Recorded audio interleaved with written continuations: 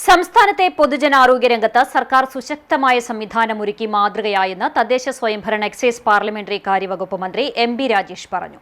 Covid മഹാമാരിയെ സംസ്ഥാനം നേരിട്ടത് ഈ മികവുകൊണ്ടാണെന്നും അദ്ദേഹം കൂട്ടിച്ചേർത്തു. ഹെൽത്തി കേരള ഹെൽത്തി തൃത്താല ക്യാമ്പയിന്റെ പൊതുസമ്മേളനം വെള്ളിയാങ്കല്ലിൽ ഉദ്ഘാടനം ചെയ്ത് സംസാരിക്കുകയായിരുന്നു മന്ത്രി. തൃത്താലയിലെ ആയുർവേദ ഹോമിയോ ഡിസ്പെൻസറികൾക്കെല്ലാം ഇപ്പോൾ സ്വന്തമായ കെട്ടിടമായി. പണ്ട് ഈ ആയുർവേദ ഹോമിയോ ആശുപത്രികളെല്ലാം അവഗണിക്കപ്പെട്ടവയായിട്ടാണ് കണക്കാക്കിയിരുന്നത്. ജനകീയാസൂത്രണം വന്നപ്പോഴാണ് ഒരു മാറ്റം വന്നത്.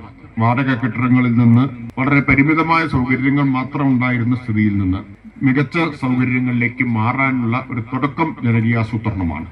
കഴിഞ്ഞ 5 വർഷത്തിൽ സംസ്ഥാന സർക്കാരിന്റെ Ayush department, national Ayush mission Kerala, അതുപോലെ തദ്ദേശ സ്ഥാപനങ്ങൾ എന്നിവയുടെ നേതൃത്വത്തിൽ നല്ല മാറ്റങ്ങൾ നമുക്കുണ്ടാക്കാൻ കഴിഞ്ഞിട്ടുണ്ട്. കേരള സർക്കാരിന്റെ ആയുഷ് വകുപ്പ് ദേശീയ ആയുഷ് മിഷന്റെ സഹകരണത്തോടെയാണ് ക്യാമ്പയിൻ സംഘടിപ്പിച്ചത്.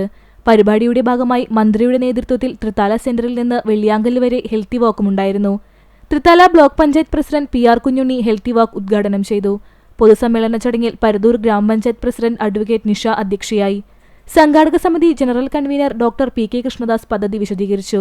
നാഗലശ്ശേരി ഗ്രാമപഞ്ചായത്ത് president doctor TV Nisha, Thirumittacode ഗ്രാമപഞ്ചായത്ത് പ്രസിഡന്റ് KP വിപിലേഷ്, നാഗലശ്ശേരി ഗ്രാമപഞ്ചായത്ത് vice president KT Mohanan, Paradur ഗ്രാമപഞ്ചായത്ത് vice president KC Ali Iqbal, Pattambi block panchayat അംഗം M ശങ്കരൻകുട്ടി, പരദൂർ ഗ്രാമപഞ്ചായത്ത് സ്ഥിരം സമിതി അധ്യക്ഷ Waheeda Jaleel, ward member TR Shaiju, സംഘാടക സമിതി കോർഡിനേറ്റർ ഡോക്ടർ V ജ്യോതിഷ് തുടങ്ങിയവർ പങ്കെടുത്തു. തുടർന്ന് ഭാരതപ്പുഴയോരത്ത് പ്രത്യേകം സജ്ജമാക്കിയ വേദിയിൽ കളരിപ്പയറ്റ് പ്രദർശനം, സൂംബ ഡാൻസ് എന്നിവയുമുണ്ടായിരുന്നു.